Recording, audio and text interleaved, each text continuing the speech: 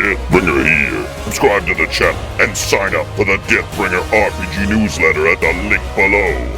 Welcome to Dungeon Craft. I'm Professor Dungeon Master. A while back I did a video on that guy. You know that guy. Suffers from main character syndrome, always stealing the spotlight from the other players, going on 20-minute or 30-minute shopping trips or side quests, sees the GM as an opponent as opposed to a collaborator.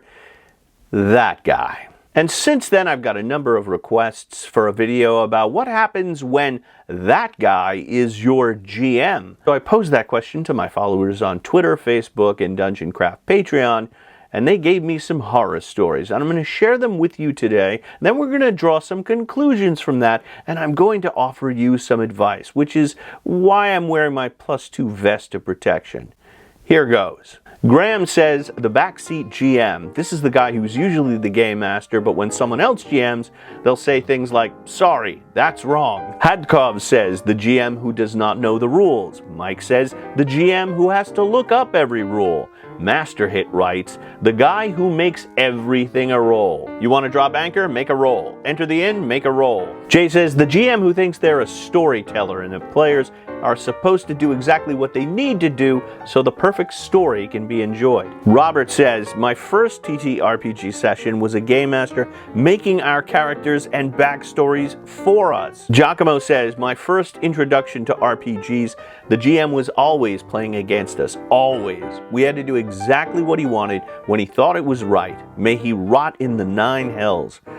Well, it's kind of harsh. Caleb, we played Warhammer Fantasy Roleplay for an entire year just so my character could find a helmet. Sarah said, I had a game master run a 7-session wagon ride between 2 towns and there was not a single combat or any plot point that took place. Jack, I played with a couple of GMs with their significant others and they either give them preferential treatment, like a +5 sword at first level because, quote, she rolls badly, or they bring their relationship stuff to the table. I also have seen that. That's a little bit awkward. It's interesting, I play with older couples and a lot of times their characters hate each other. I don't know what that's about.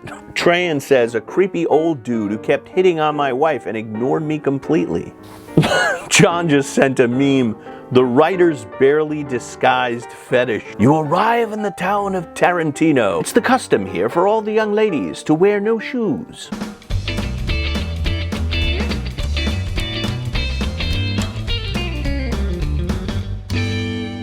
Lyro, or Lero. The guy who brings his favorite character in as an NPC, buffs up his stats, gives him magic items, boosts his power to epic levels, uses him as an antagonist, then he gets mad at us when we devise a plot to get rid of him and take his loot. James, the DM who fudges die rolls. The first turn, he crits me and kills my character and then says, no, I misread that, you're just unconscious. One person, I can't find their tweet, said their game master admitted at the end of the session he fudged all their die rolls so that they would live. Another guy told a story of his game master who said, roll a perception check, he rolls 27, but still doesn't find the pit trap. Leaving out basic manners, like not hitting on someone's wife, these problems fall into one of 3 categories. They're about fudging, for or against the player characters. They're about DM NPCs and railroading. I too have played in games where the game master fudged the die rolls in favor of the players because I think they were thinking we would have more fun. But once the players get onto that, then it becomes frustrating because you know you're not really playing well. Like no matter what you do, you're going to live. So it's a predetermined conclusion. That's why I roll all my attack rolls and damage rolls in public. I still keep things like listening at doors and searching for traps. That I keep secret, but everything else I roll in public. So my players know I'm not pulling my punches and the dice are speaking and they're in control. DM NPCs is a bigger problem. The players want to feel that they are the stars, and they should. They are always the stars of your show. A non-player character should never overshadow or eclipse the player characters. Otherwise, you end up with the Phantom Menace, like when Qui-Gon tells Obi-Wan, we're going to explore Tatooine. You wait with the ship, and like Obi-Wan has nothing to do. That has actually happened to me in games where a non-player character has told my character, just wait here, while the rest of the party enjoyed an adventure with that non-player character. And the other thing players hate is railroading, where there is a predetermined set of events that the game master wants wants the players to experience in a certain order, and you can't deviate from that. All of these issues share something in common: the game master not understanding what they can control and what they cannot. Before every session, I repeat this mantra, and I'm going to invite you to repeat it with me. I cannot control the players. I cannot control the results of the dice. I do not control the story. One more time. I cannot control the players. I cannot control the results of the dice. I do not control the story. A game master is not a storyteller. They are instead a conflict designer. The story is what emerges when your players come into contact with the conflicts you have designed. For you to be an effective game master, you need to respect the players and their decisions and their autonomy. They're going to drive the story. And you also need to respect the dice and their outcomes. When you roll dice, you're inviting random chaos into your game. And you have to understand when you're doing that. In my comment section on my videos, I have interacted with people who say, in our group, we've decided that none of the player characters can die. Well, in that case, you don't need to roll the pretty math rocks or bother with the rules, because all the rules are doing is deciding how long it takes for your players to win. If death isn't a possibility, then the outcome is already predetermined, and if the outcome is predetermined, you don't need $600 worth of rules. Not really a game if you don't have the random element of the dice. So what can you control? Well, the first thing you control is the environment, especially the first scene.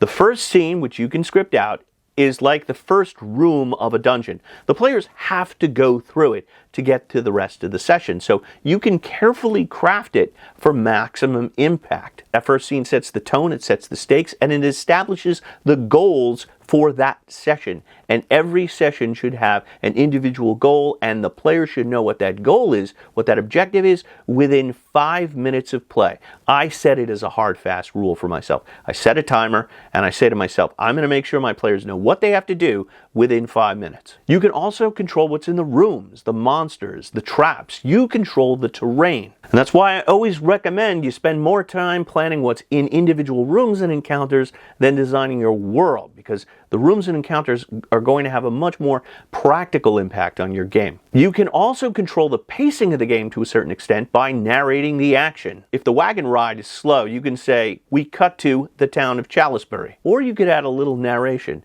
After several weeks of a cold, bumpy wagon ride, you arrive at last in the quaint town of Chalicebury. Is the action dragging on too long? You can have the monsters run away. You can montage buying equipment or training or gathering rumors. In a recent video, I talked about cutting shoe leather, which is unnecessary walking or talking, and I got a little pushback in the comments by people saying, that's my favorite part of the game, but my haberdasher is the most fascinating NPC. That may be true, and if so, rock on. But you also might want to ask your players, because so many of the people that responded to me said their game master was dragging out things way too long. And you don't control the dice, but you do control when the dice are rolled. If you don't want the characters to die in a random encounter in a hallway, don't roll for wandering monsters. If you don't want them to die because of some random poison needle trap or 10-foot deep pit, then don't include it. If you don't want the players to influence the king, don't call for a charisma check. Game Master's got to understand, when you call for a die roll, you are inviting chaos